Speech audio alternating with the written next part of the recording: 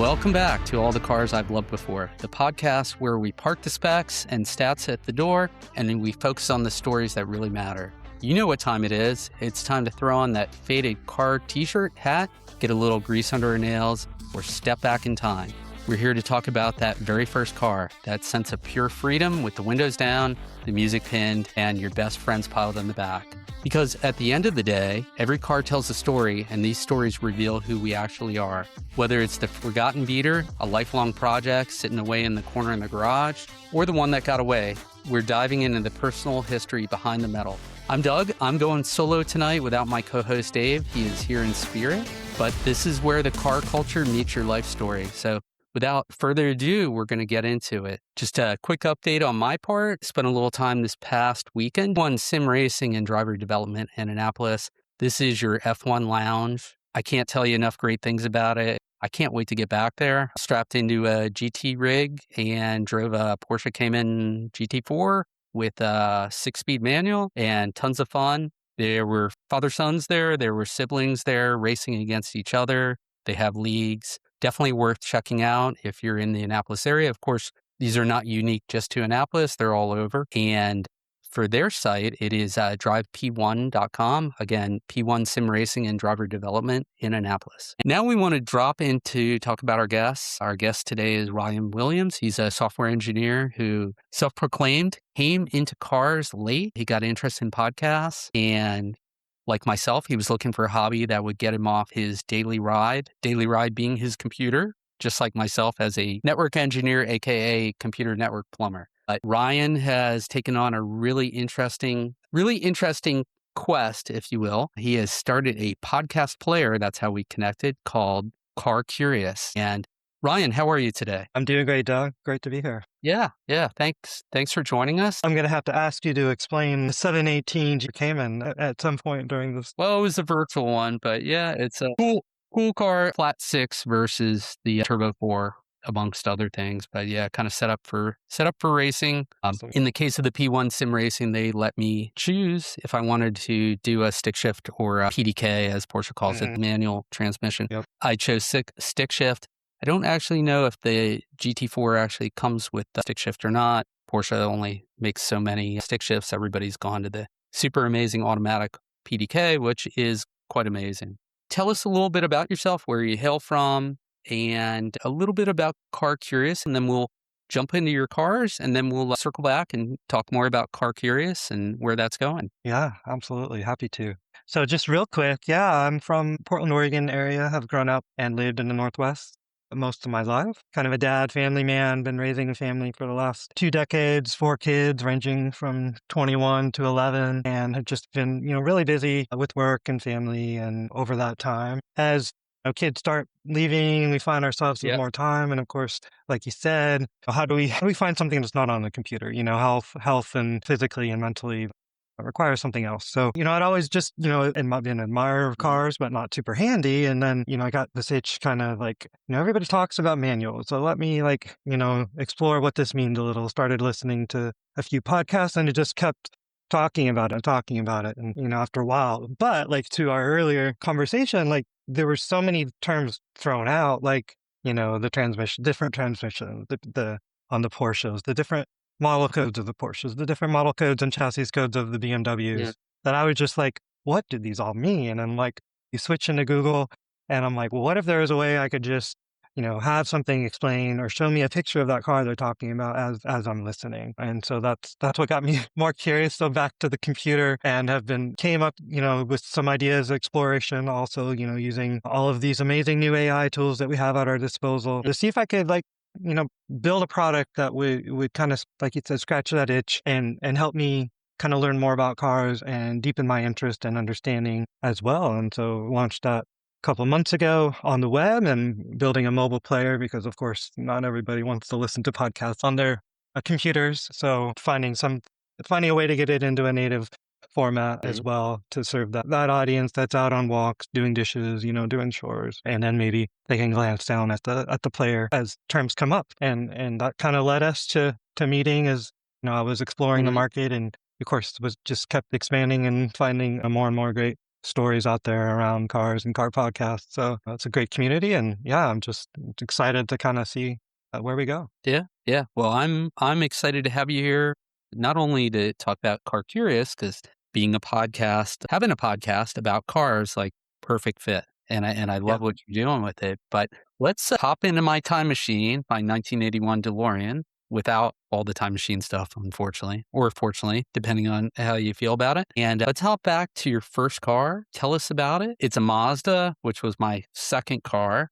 Tell us Okay. about your Mazda. What year, make, model, color? Yeah, I think it was my one and only Mazda. It was a 1978 Mazda GLC yellow, and affectionately or not referred to as the lemon. Kind of fit the bill, in many ways, both in terms of the way it looks and, of course, its actual performance and reliability. So, yeah, as a teenager, of course, we all kind of dream of what car we're going to drive once we get our license. Was driving my parents' cars for a little bit, and then, of course, they wanted to have their Mhm. cars back, and they ended up helping out and buying it. But sight unseen to me, I came home from practice one night, and there's this yellow car in the driveway. I'm like, "What's that?" Mhm. And it's like, "Oh, that's your car." And I'm like, "Okay, well," was not super thrilled with it, but it was transportation, right? And a really thoughtful thing that my dad had done. And so back then we had newspaper classifieds. I think that's Yeah. how he found it. And we lived a little bit out in the country, so in the Eugene area in Oregon, and he found it Mhm. there, brought it home. Next day wouldn't start up, right? So tried to one thing led to another. I think he tried to return it to the guy, and the guy's like, "No way. I think you guys just changed your mind. There's nothing wrong with the car." But Oh, man. we were stuck with it, I guess. But the one thing it had going for it was, it's easy enough, not necessarily for me, either then Mhm. or now, to fix, but pretty simple mechanically, I think. And so we got it fixed up, and I think it ran again through most of my high school days. But yeah, certainly didn't win any cool car award. And you're for those when people see the YouTube version of this, right? We do audio first and we do YouTube the following week. You're really Yep. smiling, talking about it. What great memories do you have of that car besides the wonderful color? And I'm joking about the color, but certainly you're being surprised, but there had to be some great memories, like just thinking back, like what popped into your head when we started talking about this or when you filled out our intake form to talk about your car? Yeah. Yeah, it's a great question because it was certainly, a fun time driving Mhm. around with friends, lots of trips for baseball practices and games. I was like a big baseball player in high school. That's where I spent most of my time. Okay. Got to learn a little bit about like changing oil, and my Mhm. dad would show me that. And so, memories with working on it with my dad and like just talking about cars or being around the car were some of the fun things. I think, I think I was pulled over one time, may have received a citation for which was kind of notorious because it was not like a drinker or anything, but there Mhm. happened to be something in the car that was not supposed to be there for teenagers. Gotcha. That was certainly a strong memory, less whatever you want to call it. Yeah, just hanging out with friends in our high school days and good memories there. Yeah. And I think we were talking before in the preamble, before we started recording, and you mentioned something about barely making up a mountain on your longest baseball trip. Yeah, a good one. Yeah, I think it was like the end of high school, and there was a all-star game like 2 hours Mhm. south of us. And so me and my buddy that were on the team, for whatever reason, we decided to take this car, not one of the Drove better. solo. Yeah. uh, No cell phones, right? We're of the same age group. No, well, this is like what 95, and then but there's a little bit of hill, and so the trucks, were slowing down, and they've got their Mhm. flashers on and pulling off to the side, and I didn't know if we were going to make it or not, but not a lot of you know horsepower there for sure, but we did make it eventually, and then got to do the ride home, or got to do some downhill, once we got Okay. to the top. So that's always the fun part, right? Yep. Yep. Yeah. Coasted downhill. Was it manual or automatic? It was a manual, yeah, All and so right. that's the way I learned, and yeah, just that coasting, that was always a fun thing. Yep. Yep. No, just the engagement with the manual. That's the best part, being more plugged in. Was there any unique we'll go on to your second car in a second, but I always think back, was there something unique, and I could think of my own Mazda, first Mazda, I had 4 Mazdas, but was there anything unique about that car? Like maybe it was something Mazda touted, or like in my case, I had a Mazda RX-7 was my first stick shift car. It was a beaten up one, but I had a Mazda Mhm. RX-7 and it had something that I just thought was cool. It had a alarm that went off when you got close to the red line. And I'm like, Mm, "That's so cool." And of course, my dad's like, "You better not set that alarm off because that's not good for the engine." But right. it's there to warn you. Was it a gimmick? Absolutely, right? Yeah.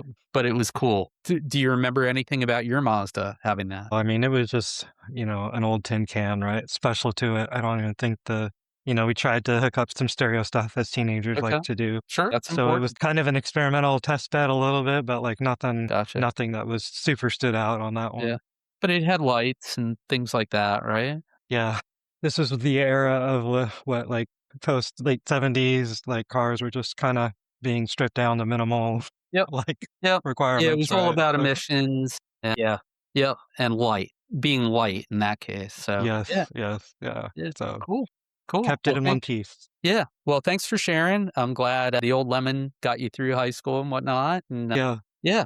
And so tell us about your second car. Yeah. So I think went away for college my first year. I Mhm. was kind of gone for most of it. The summer following that first year, time to get a job, baseball career had kind of wrapped up at that point. Mhm. But I had to get to the job. I had a girlfriend that I had met my first year of college. Now my wife as Excellent. well after all of the amazing years with her. And so, but she lived 2 hours away, right? So it's Well, like, what are we that's a going to do in the commitment. summer? Yeah. Trying to figure out like all those logistics of like getting to see each other, spend time with each other, getting to work. So found some random jobs again in the classifieds I had done like some security work at school, but never really had a real job, right? So found Mhm. doing inventory, like where, those people late night in stores, like doing inventory, like Oh, yeah. they were hiring. So did that. Of course, you can kind of get as many hours as they can provide because they always need people. Managed to save up, I think, $1,500, right? So within a few weeks and bought a 1985 Nissan Sentra because I needed to get, to Portland very frequently. And again, I think we found it in the classifieds. Funny story. I think the previous owner had left an envelope of cash in the glove box. It was like, $100 or whatever. As somebody who just spent $1,500 on a car, like that's significant money, right? So it's like Yeah. I did get that back to the owner though. Yeah. But another manual, another very low power car, but it was super, super reliable for the most part and able to get me everywhere I needed to go that time of my life. Yeah. Those were definitely great cars. And in your intake form, you mentioned it had 69 horsepower, which was a full 10 more than the Mazda. Could you Yes, feel? the most definitely. Yeah. Yeah. Yeah. Later on, I think we did some mountain trips. Yeah. I think so in the Northwest, we kind of have a Cascade Mountain Range where people want to go to like to Central Oregon or going to skiing or the mountains or whatever. So I think that did get over there a couple of times and it did a lot better, right? But it was also Mhm. like, I remember times when you're running low on gas or whatever, and you definitely like start coasting down the hill as far as Yeah. you can too. Yeah. And the little yellow light would pop on, probably, right? The low Yep. fuel light. Yeah. Nowadays, it's some fancy warning system, early warning system. Mhm.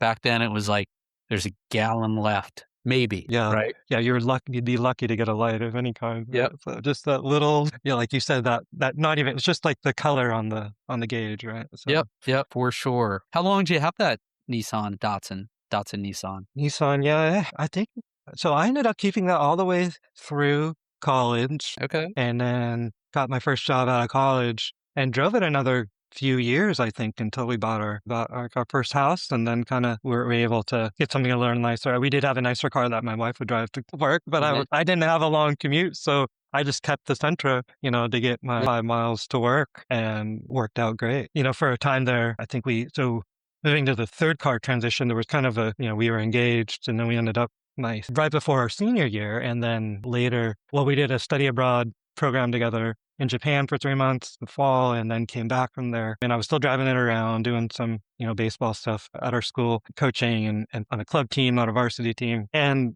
I was having to do a lot of driving and we wanted something a little nicer. So we ended up getting a 1996 Honda Accord Great. EX. I think I had a 96 Accord too for Very driving. cool. Man, I don't want to take your thunder. I was the first person in my family to buy a Honda. And Uh-huh. then slowly, like my sister got one. My Yep. dad and my mom, who only had American cars, they started buying them. Next thing you know, Wow, that's a big everybody had a switch. Honda.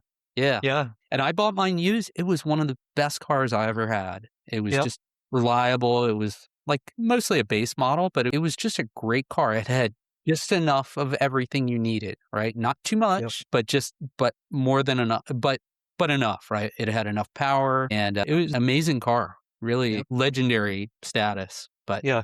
And the yeah, 96 was great too. Like, I don't know how much, like, you remember the difference between the 95 and the 96, but like, I don't know. It's just, it had a cooler feel, like the lights and the tail lights yeah, I and think they had everything. made I think it was the same model, but it was like a slight Hmm. refresh, if Yep. you would. Yeah. I think, Mine was light blue.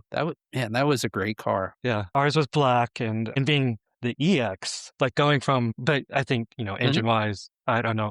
I couldn't even tell you the difference between what is it, the LX, the EX, and then the There base was like a DX, which was a base DX. Yeah, model. Actually, mine exactly. was a EX as well. Okay. I bought Okay. it But used. It was a great yeah, car.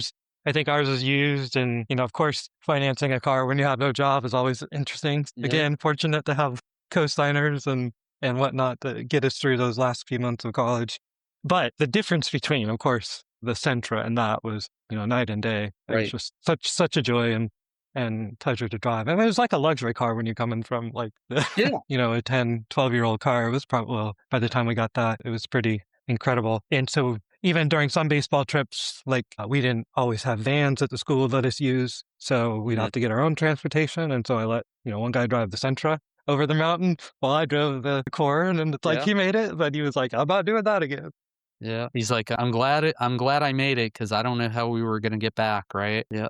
So we talked about your old cars and obviously many cars in between as a family, 4 children, family of 6, right? And Right. you had mentioned in the intake form about Honda Pilots and other vehicles, right, that work for family. But recently, I think it was the end of last year, maybe when we started talking, you had bought a BMW and inspired by Car Curious, right? A little bit of eat your own dog food, so to speak, in my terms. Yep. But Yep. tell us about the year, the color, what's special about it, because there is something special about it, not just how you got it, right? And Right. the Right. significance of it. And it's a unique model. They only made a certain number. Yeah, exactly. So I think, so darn cool in my opinion. And just having that classic, like analog feel, like you were talking about, right? And you just hear it over and over. Like, how do you go try that out? Like you don't go on test drives of a 20-year-old car. So you start looking, right? So one of the things that had become evident were all of the auction sites, Bring a Trailer and Cars and Bids and people talking about those. And so I just started following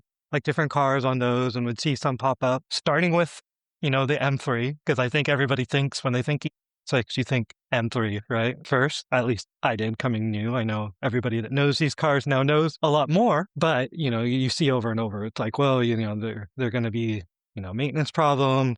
You got to take care of the big three, which can be expensive.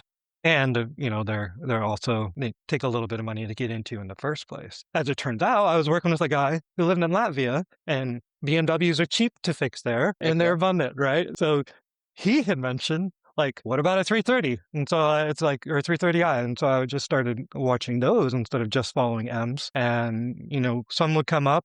At one point, this one came up on Cars and Bids. It's a 2004 330i ZHP. And so the ZHP is a little bit higher, it's got 10 additional horsepower and some additional like styling upgrades, steering wheel, shifter, that kind of it's like a mini M, right? M Light, I like it. And I was like, this is great. Like I'd seen a few ZHPs come and go, and I'd seen them usually go like around like anywhere between like 12 and 16. You see them on Marketplace, and then, a good one, kind of a sorted one would be, mid-teens. And this was like sitting at like five or $6,000 with, just a little bit to go. Maybe this is the one. And so I put a bid in, and I, was expecting to get beat. I was not beat. It's like soon enough, it's like, oh, you won the auction. And, it was a bid I was pretty comfortable with. But, again, I did it kind of, off the cuff and didn't like have a big conversation around it or anything with the family. So my wife was supportive and knew like this was an interest of mine,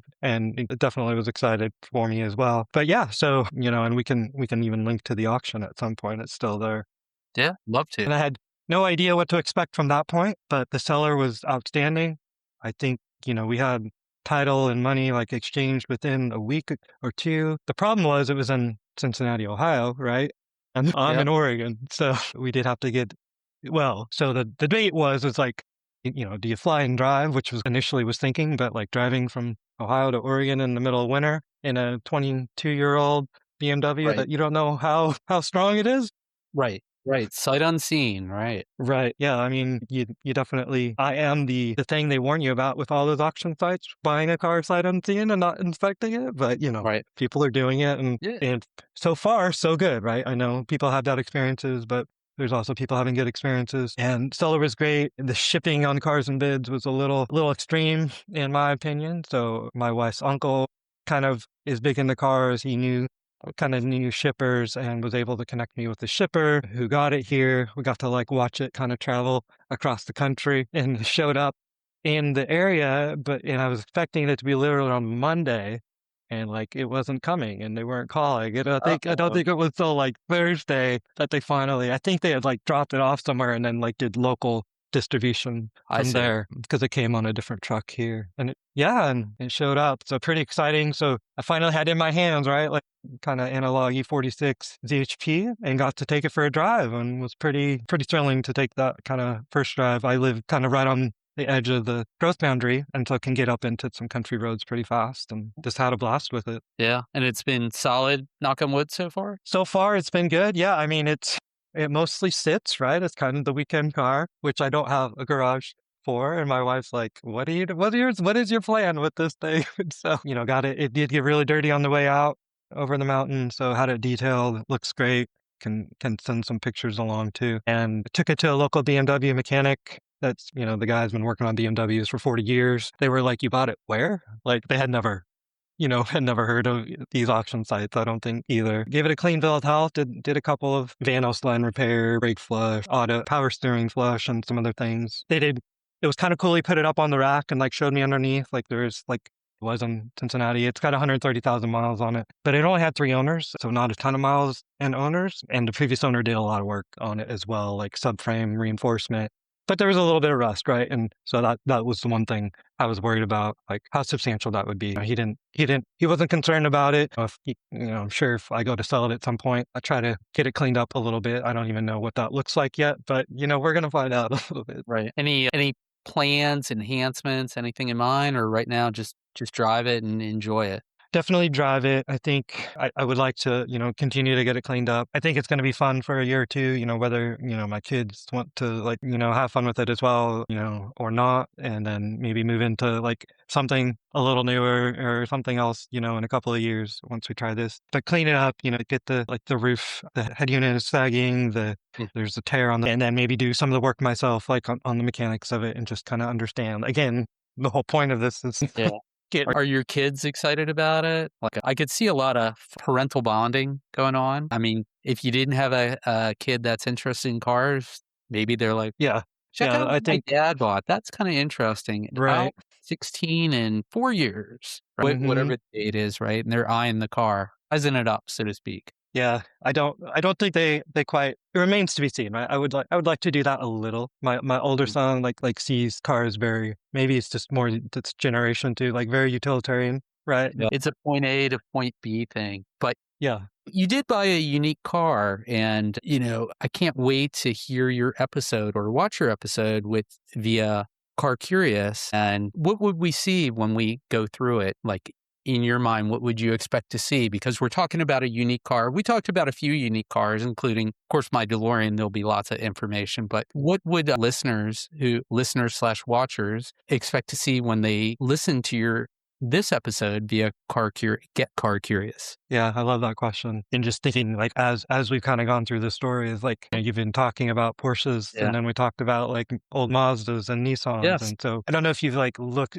in one of the inspirations here is like in the Apple Podcast app itself, like whether you're listening to music and the lyrics are scrolling by, now they do it in podcasts as well. As you're listening to the podcast, it'll scroll the transcript up, but it's just the text, right? Mm-hmm. And so you think about that and then overlaying, like now you've got, as the screen moves down as you're listening, there's a picture of that car to be freeze. Sorry, a little bit of an excerpt about summarizing or like doing a quick summary or explanation of what that term was or what this car means. And those are all, generated with prompts and context, through the AI engine, but using the voice of like the podcaster and kind of shape that summary as well. So you'll see things on the screen popping up as you're listening. It's going to show it, and then if you want to link off and learn more about that, it'll let you do that as well. So the images are coming still from various sources that I could find. I would love to, like, people, and maybe we can try that out before this is published, where we're actually uploading photos ourselves that we can attach to even tie it more directly to. And then from there, like, as you kind of evolve in your enthusiast journey, now for myself, like, 3 Series BMWs are the model that I'm interested in, so I can subscribe and follow that car model on Car Curious, and any podcast now that mentions the 3 Series will show up in my feed, and it's like, oh, here's a podcast episode talking about BMWs, and if you want to do that with the Cayman GT4, you can do that as well. Right. Yeah. I love that. I mean, that's really taken the podcast to a different point. Podcasts on YouTube have gotten popular in the last years. Like mine, the audio automatically gets uploaded no matter what through my podcast distribution platform. People are just publishing, just like we're going to do with this episode. People are putting the video out there. So how about having the video and then all these facts, and then you click, not my product, but I'm excited about it. You click a link and it takes you to some more detail. Maybe it takes you to Wikipedia. Maybe it takes you to an active auction or a past auction. Maybe it's your past auction on the car that you bought, right? That we were talking about. So yeah, I can really see this. The sky's the limit on Get Car Curious. Well, it's funny you mentioned that. Yeah. One of the kind of most visual podcasts that I saw from the audio standpoint, because yes, YouTube is huge, right? And getting bigger, maybe. But on the audio front, like the Bring a Trailer podcast, they don't do video, but their show note links link to every single auction that they talk about, right?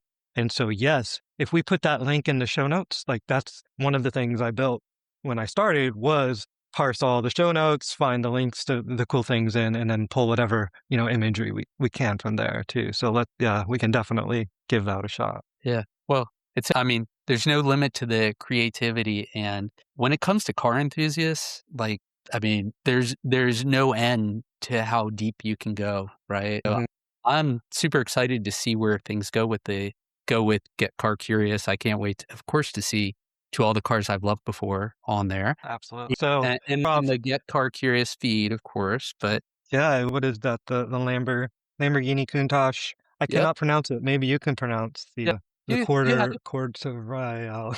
We'll figure it out. Lamborghini Countach. You said it right. Yeah, exactly. But there's the trim on it anyway. But one of these just went on Bring a Trailer for almost $1 million as well. So plot twist, that's not the car I picked up, even though that's the one in my background. But being a dad and having the Lego experience, as you see with the map and the car, this is where we start, right, with our dream cars. And it just kind of goes back to those 80s and 90s of our youth, and like the posters we have on our walls and the shows and the magazines. I remember getting like a Lamborghini magazine at some point, in middle school or whatever. That was just the power and the speed and, the looks, right? Like they're pretty amazing just when you see one still at Cars and Coffees or car shows or whatever. Yeah, they are, as I understand, not very easy to drive and not comfortable, but that it's sold in the 80s. It was all about excess, right? You think about stockbrokers and just all the exciting things that were going on in the 80s. Yep. I have been digging in, and I like to share this with people because it just popped into my head when I bought my 300ZX, 1990 Nissan 300ZX. Like, man, I would love to have some old magazines. So, of course, you can find all this stuff on eBay and whatnot. Hopefully, it'll show up on the screen if you're watching on video. Here's a car and drive. What's on the front? A Miata and a 300ZX. Well, I owned a Miata. I actually owned two back in the day. And now I own a 300ZX. And I remember reading this exact magazine. And I had, for those who are watching us live, another plug, I have glasses on. And so I used to read these cover to cover. And now print media is kind of dead. And in looking at it, and this magazine is in great shape, I actually have trouble reading the font. What did somebody my age, did they have that problem, or are we just spoiled from, being able to make something quicker, easier to read? And I've become admittedly a huge Kindle fan. I prefer a book, but you can't go wrong. It feeds the itch. You can get anything you want right away. You don't have to go to the library, but yeah, exactly. Yeah, Yeah. I'm new to glasses as well, and so I'm definitely on the Kindle train because I don't have Yeah. to wear them when I read and whatnot. But yeah, I even found He's got a magazine too, I think. this is my life now of like, Yeah. just going to the store and like seeing this and it's like, huh, that looks cool. I'll check it out. Yeah. No, I love it. And you've taken like a couple things you love, right? And the car thing is growing on you, right? And your interest, right? Right. Computers, applications, podcasts, and my favorite thing, cars. And Mm. you're doing something with it. And that's, right, wrong, or indifferent. There's nothing wrong with it. And, that's why I started doing the podcast. I mean, thanks to Christian who helped me, but I need something else as I get older and I'm not so focused on my career anymore. For good or bad, I'll say winding down. It's been a great career for 30 plus years doing computer networking. Now I get to have fun with cars and meet people in the car space. And whether it's somebody who loves cars and works on them and is always either trading up, like we had John Clock on, or if it's somebody who's a Porsche Cup driver, we're going to have Sabre Cook and her father, Stacy Cook, on, or it's somebody like you and I who are just cars are the outlet. Right. And it's just that mutual love. So thank you for being with us tonight, Ryan. I really hope to have you back again soon, talk about more cars, hear more about Get Car Curious, link Car Curious with this episode and others. And you've been riding shotgun with To All the Cars I've Loved Before. This is the podcast celebrating the metal that shaped our lives and the stories that keep them running. And if today's podcast sparked a memory of your own ride or a project gathering dust in the corner, or you want to hear about it, tell us, drop us an email. You can send it to doug@carslove.com, but also stories@carslove.com, I think is a little easier to remember, or you can find us on social media, Facebook, Instagram, and YouTube. And again, special thanks to Ryan for joining. If you want to learn more about Ryan and his project, it is getcarcurious.com. And for anybody else, if you're listening, if you enjoyed going down the memory lane today with us, follow us, tell a friend, leave a review on Apple Podcasts. That's the best way to help our community grow. And if you're looking for one central place to go to find all our content, go to our link tree, linktr.ee/carslove. That's our digital switchboard, as Christian came up with, is a great saying. And you can find links to our YouTube, our email, our podcast intake. If you want to be a guest, we have it all there. Until next time, keep the windows down and the stories move.